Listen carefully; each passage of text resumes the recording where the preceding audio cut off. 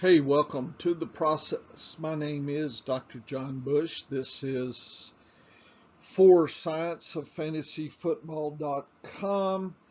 Lesson 147 of my video lessons. I am in search of background information so I can address vacated targets. I don't think there's a simple answer, but we need to establish normal changes, normal variation in things like team to team, year to year, position to position, that kind of thing.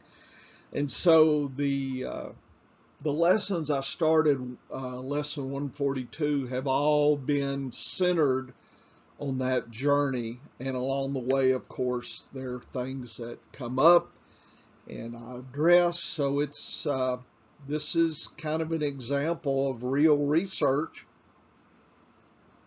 that you end up in a moving position, but things change. You segue, you move to the side, figure that out, then come back. And so I continue with, in my head, vacated targets and understanding that. But right now, and I started with lesson 146, looking at team by team position analysis and change from 2013 to 21. I think we need to kind of get a baseline of what teams have done over time, kind of how they have distributed the targets, that kind of thing. So we need some of that as a background for us to get further to the research here. So I'm getting 8 teams today: Dallas, Denver, Detroit, Green Bay, Houston, Indianapolis, Jacksonville, and Kansas City. This is Dallas, and you can see above here we have the team, the position, the total number of targets to each position from 13 to 21, the totals across the years, any kind of differences that occurred in the last year versus the previous year, the 9-year distribution of targets. And what I'm finding is, if somebody said what would be the expected distribution, it's close to 20%, 20%, and 60% of the targets. So if you think of targets, that's what I'm kind of expecting. So anything skewed beyond that normal distribution is something to watch and consider. So that is something that I think I kind of understand now. Also, in these team by teams, look at the ADP levels. Here is number, the name of the player, the position, of course it's the team here. And then here's the visual of the last 9 years, and looking at the targets here. Green is wide receivers. Red is running backs. And purple is the tight ends. So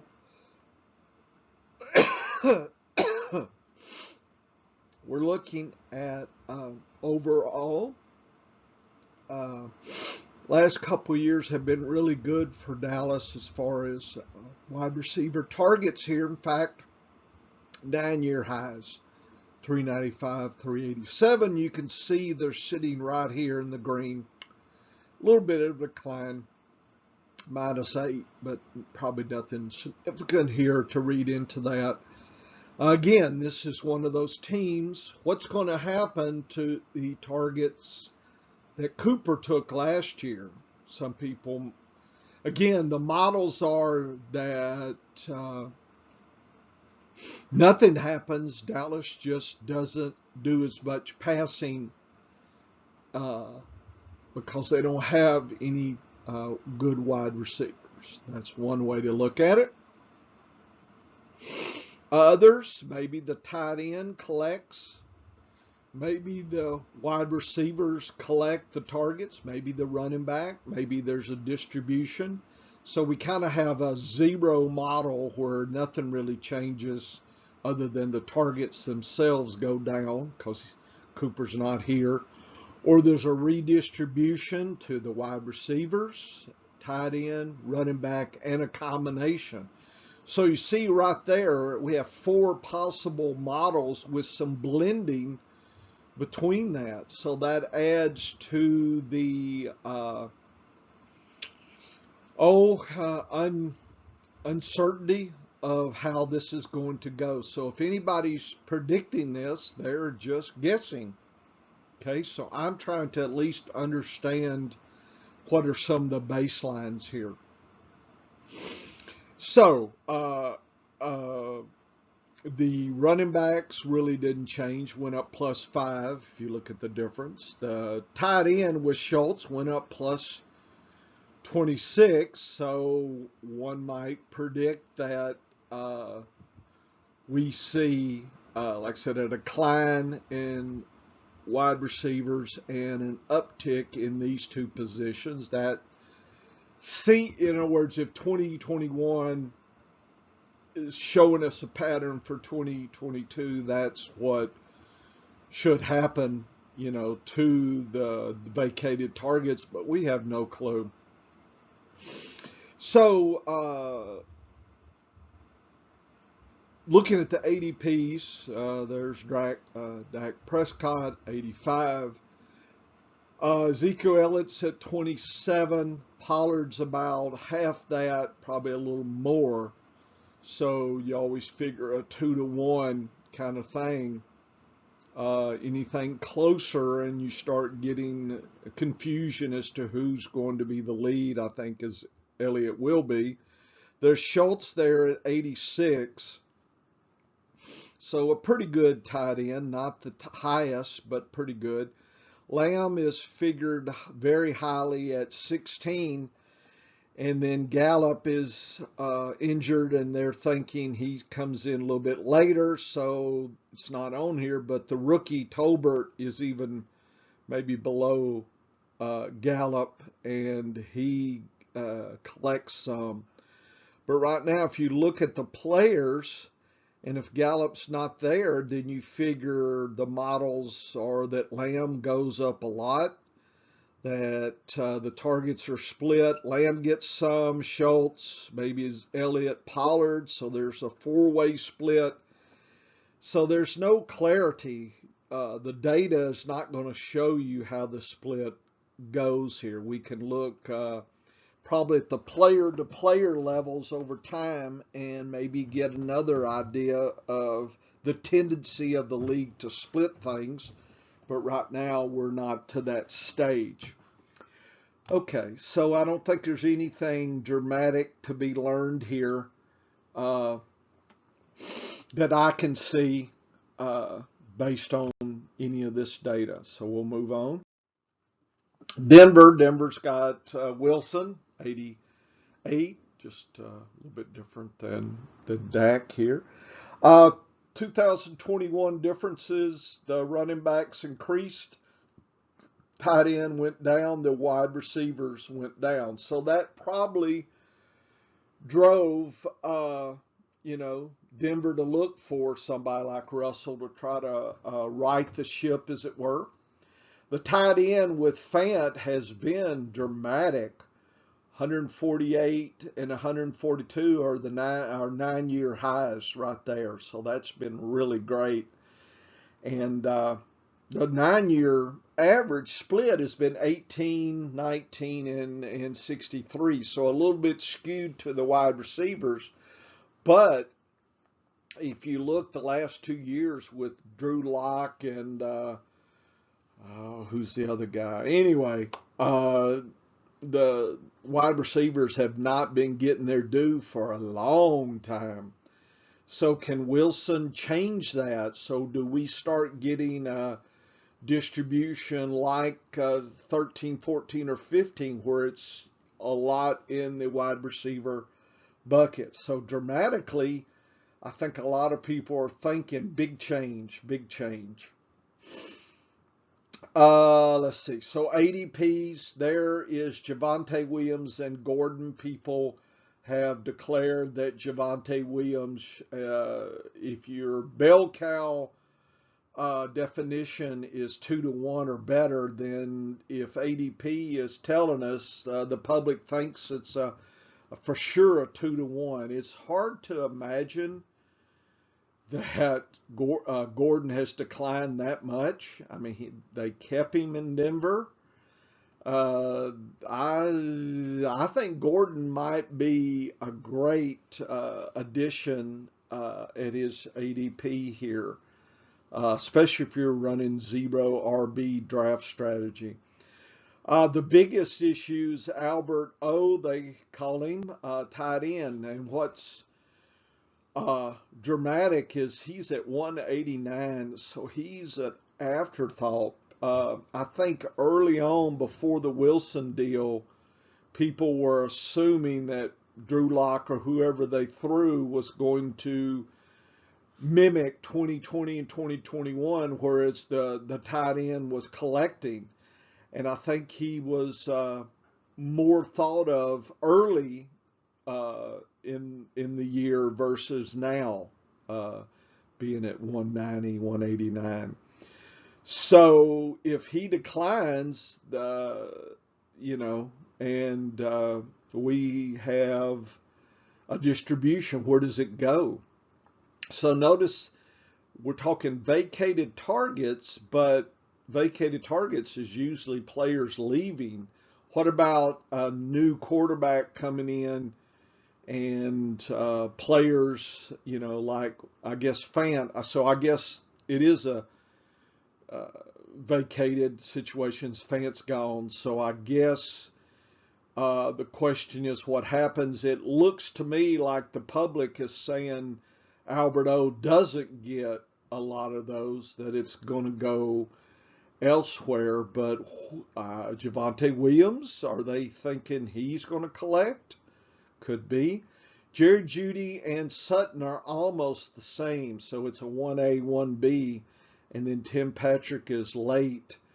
One might say that Patrick could be a good free square pick and best ball and injury handcuff kind of situation there. So could be some interesting situation in Denver, but I think the uncertainty is certainly around Wilson and how he directs the offense. Is it going to be a more of a running or a short pass game? And the public is predicting lots of activity for Javonte and lesser so for Jeudy and Sutton, and they can't really pick which one is which here. But Albert O, they're thinking, is not going to collect any of the targets there that Fant had, not many. So if there's an even split, then trouble is you're talking Javonte, Gordon. It's a 4-player split. I mean, the distribution may be skewed, but I don't know how much of the vacated targets are involved there. If you look at the trends, you can see that the green here, wide receivers have really declined over the last years. Looks like 2019, the bottom has dropped off and continuing. Here is the running backs, improved a little, but really have declined the last couple years. So we've seen a decline in targets there. And so to make up for that, the wide receivers, the tight end has been picking that up. So this is the running back, here's that. So the tight ends have been used to pick it up. We don't have Fant anymore. So one argues, if we look at the end of 2022, how's this going to look? One might predict that the wide receivers go up and the RBs go up here. So again, just the split of that in the so-called vacated targets. Again, there's nothing here that would tell us. The public would probably argue that, 50-50 split, maybe, with Javonte getting a large amount of that. So is he going to be lots of pass catching out of the backfield? So does that make 19 worth his pick? Versus Gordon may be the red zone guy. So you wonder.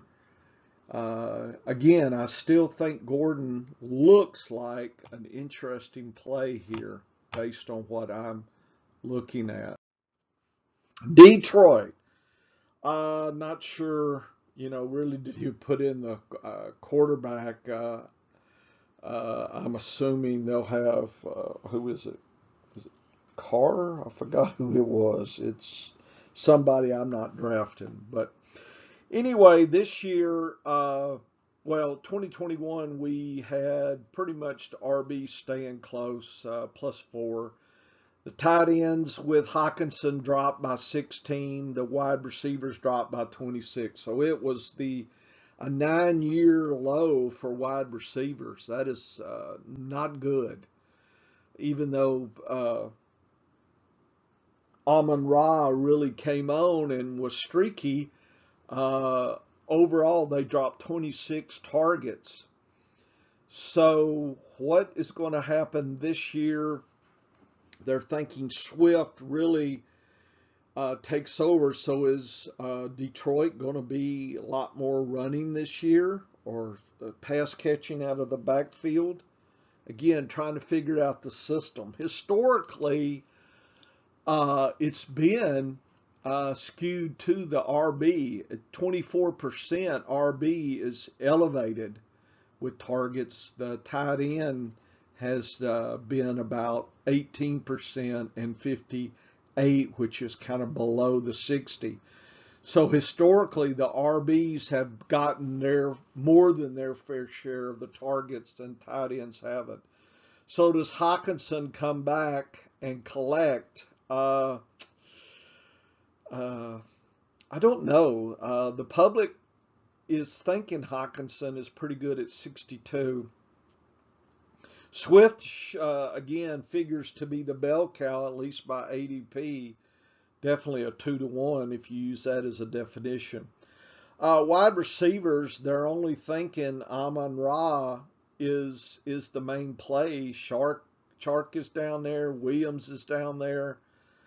Nothing in the ADP suggests there's going to be a big change in the wide receiver targeting. There's nothing here. I think the public is thinking it's going to be a run and pass through the running backs there. And so that makes Jamal Williams a great handcuff, and 133, probably a nice little pickup there. Not sure I'm taking Hockenson. He is, declining in popularity. Maybe this is the year he moves back up, but I'm not enamored with how Detroit seems to be looking historically, other than Swift and picking up Williams there. Amon-Ra, he's okay. I mean, I'm not looking to draft him, but if he drops a little bit, okay, he could be a 2-3 type maybe. I'm not sure about Shark. Shark could be, Baby Shark could come in and flash, and all of a sudden everybody is rushing on the waiver wire to pick him up. So unless I had a big, deep bench, I'm not sure I would. I think I'd wait and let him prove it to me, but I wouldn't go over crazy with fab budget early in the season. Green Bay. Well, here's another vacated target stories. Devontae Adams is gone. But we see that 2021, they really picked it up, plus 78. So that was the big takeaway last year, was that and a heavy improvement on Rodgers' part with getting the WRs, getting their almost 80 targets. So now you wonder, with Adams gone, what happens? Historically, it's been about 19, 18, 63, which is below average, and above average. Does Green Bay look like 2018, to where there was a lot more running back, tight end activity? Again, this is one of those teams where Aaron Jones is thought to be the bell cow. He's 2-1 over, Dylan.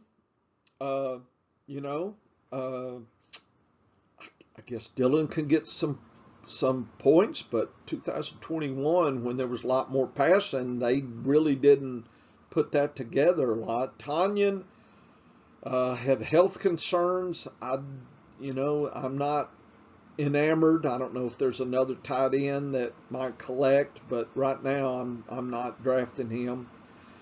And the wide receivers, public is not happy with anybody. Lazard at 131, Watson at 160, Watkins at 228. Seems to me, if I'm investing here, I'm picking Watkins as a free square in best balls or that kind of thing. This is a highly uncertain situation, and as far as vacated targets, the public is all in on the running backs, so I guess they're thinking that's going to get a lot of more targets than usual. But when a team like Green Bay switches and does that kind of thing, the fences, they respond. So they're going to have to get some wide receivers heavily involved to try to help the Green Bay. Rodgers doesn't want a one-dimensional team there. So I guess I would predict that running backs get nice targets. The tight end doesn't really move, and you're left with some of those vacated targets have to go somewhere. But the public is, thinks, is not enamored with any of them right now. So I'm not sure. I mean, Lazard, I know Cobb's still there deep. I guess Lazard, but that's just more like, okay, I don't know who else, so I'll pick him because there's a little glimmer of hope there. He's been around. He does have some chemistry with Rodgers, but I don't know if it's worth, grabbing him early. Certainly, I think I would let it come to me, but I don't know if he will last that long, because people are looking like me and thinking, well, who else is going to collect here? So there's a lot of uncertainty there. So these vacated targets, what happens when there's lots of uncertainty there? In a team that has, doesn't have a tight end to rely on here, what happens? So I think the simplicity of the vacated targets just doesn't exist, and it's certainly hard to make predictions based on that.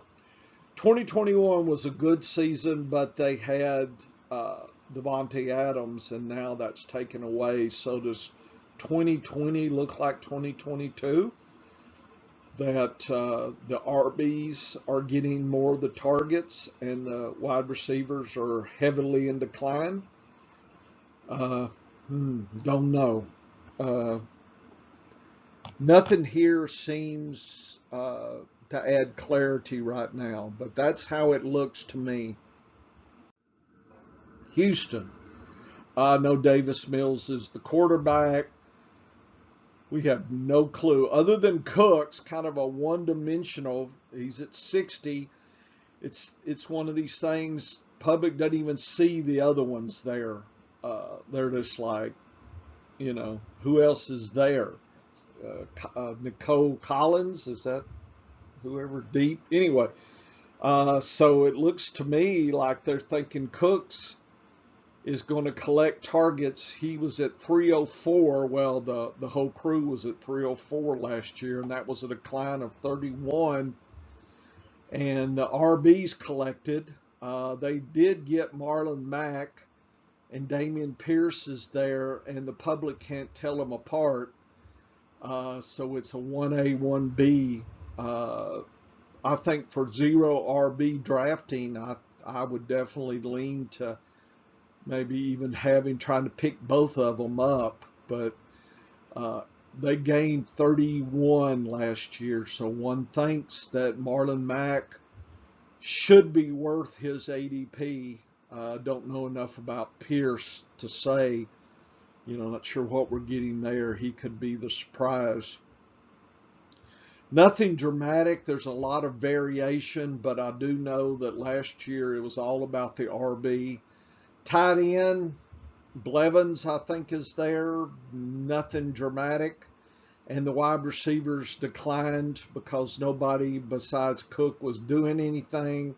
I don't think there's anybody past Cooks that would somehow make that wide receiver thing move up. And historically, it's been 17, 20, 63. So they've hit average on tight end, below average on running back, and then wide receiver. But 2021 was against all that activity, that 9-year activity there. So it's like they were responding, didn't have a lot of firepower.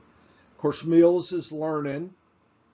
So, when I look at this, I'm not overly confident about anything other than probably Cooks getting his, but after that, nothing. The tight end, I think I'm waiting, and I'll take Mack or Pierce late, but not reaching for them. But in a zero RB or a best ball or deep bench, I'll probably invest a little bit in some of my teams. Indianapolis changing quarterbacks. Matt Ryan, the public is like yawn at 153. Part of the yawn is that everything collapsed in Atlanta last year. It was all about, throwing to the tight end and the running back, Patterson, and that was their response to not having Ridley. Or was it a response that Ryan just couldn't bring the wide receivers into play? He has a noodle arm, and it's played out. Certainly, Jonathan Taylor is predicted to be the show, and the super bell cow. Look at that. That's 101 difference there. Nakeem Hines, definitely a late play, handcuff. If Taylor gets hurt, Hines probably won't get everything, but he'll be a play, and probably the other RBs would be a play as well. So I don't know who's after Hines, but I would definitely know the play there, because this team is going to go through Taylor, and if something happens to them, I think I've seen historically, and this is just me remembering, this is not me with metrics, thinking that the RBs that are left will, benefit. Pittman is going to be the show with the wide receiver. So it looks like getting Taylor to set up Pittman, right? I don't think it's Pittman to set up Taylor. I think the defenses are going to know how to play this here. Tight ends are not listed, but Mo Alley Cox and whatnot, I guess, is Jake still there? I don't know. Not sure who all the tight ends are, but last year the RBs the tight ends declined and the wide receivers increased a little bit. Historically, the tight ends have really been in play for Indianapolis, but the last 2 years, that's completely changed. That model from a 25%, it's going to decline. So I am, and well, the public is very off on the tight ends just because this pattern here, I guess. Uh, and So right now, the what I see was that the tight ends were above average and RBs and WRs in the 9 year were below average. If the tight ends don't collect, then those targets should go somewhere. Again, other than Pittman, where are they going? You know, uh, you're going to have to pick. It just seems to me they have two one-dimensional players here, and I think that's it. So I'm not sure the fate of Indianapolis here. It doesn't look like they're going to be as dramatic that they think they might be. And again, declines in tight ends, running backs, wide receivers. It's not showing me anything positive here. So I think you're getting two obvious picks. The public is jumping on those, and I think past those, there may be some opportunities late to pick up some of those scraps. But I think that's the show. I think we know what we think we know in Indianapolis. Maybe I'll say it like that. Jacksonville declined -20, -37, and they upped it to 28. 388 last year. Jacksonville was the 9 year high. That is spectacular and probably way above average in distribution. It looks like it's a high flying circus. And I think the wide receivers, Christian Kirk, they brought in, Jones and Ingram, they're trying to get the situation going and deliver the targets there. Ingram is an upgrade, and the public doesn't see that. I think he could be a nice D play. And Kirk, he's streaky. I think 120 is pretty good price. And Marvin Jones is a free square. I would definitely collect him. In a deep bench scenario here.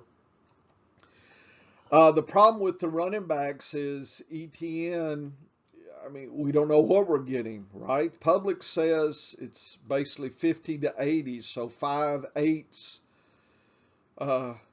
versus 3/8 difference there. So it's not a bell cow. They think Robinson's still going to contribute. So I think we're going to have to see it. I'm probably not drafting ETN. I'm probably finding that Robinson is more of a bargain than ETN here, especially in a 0 RB situation. I think Lawrence at 178, given the high-flying nature that I saw last year, he actually did pretty good, folks, with passing. And the fact that they let Shark get away and brought in Kurt tells me that they're still going to rely on lots of passing. So I think it's going to be a pass-happy game, and they're going to try to work those RBs in, and it's unclear as to what the roles of ETN is going to be. So we got uncertainty there, and I think the wide receivers, look at that, 388. One has to be optimistic there that Kurt and Jones are priced a little low. And that's probably what I think at this point.